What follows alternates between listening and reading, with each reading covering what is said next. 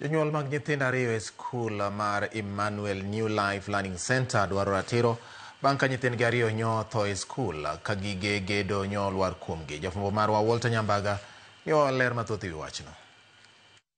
En lit kod kuyo sikund Emmanuel New Life Learning Center bang' jonyuol chopo ka lit omako chunygi kendo ka gi nono e kaka nyo nyithindgi owito ngimagi. Nyithindgi manyodhi mana faro rieko kendo owito ngimagi yo magalagala mokalo. The child left in the morning to school and Sisivon was escorted by the mom to school.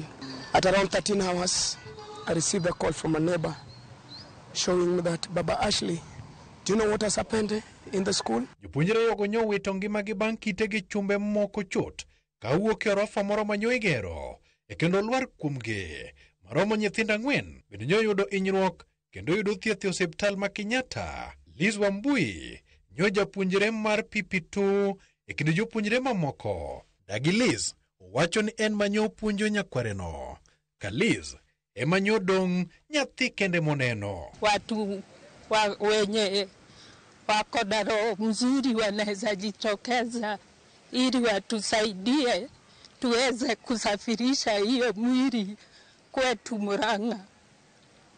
Tafadhali. Honorable MP Major Donk, please, can you give any assistance? Familia machielo en mar Ashley Joy mabende nyo wito ngimane e masirano. Ashley kod Liz nyo dhi sudo kowuok e PP2 tarik 24 dweni kata kamano tho ng'ado ngimagi. On my way to Mama Lucy Kibaki, I received another strange call telling me that, are you the father to Ashley Joy? The lady just told me directly that your child is gone, Ashley is dead. I found the child laid on the bed with the full kit of her uniforms. She could not talk, she could not say anything. I touched her, there was no response, and I was told by the doctor, she's already dead. Na alikuwa afanyiwe graduation tarehe 24. Sasa na akona miaka 5.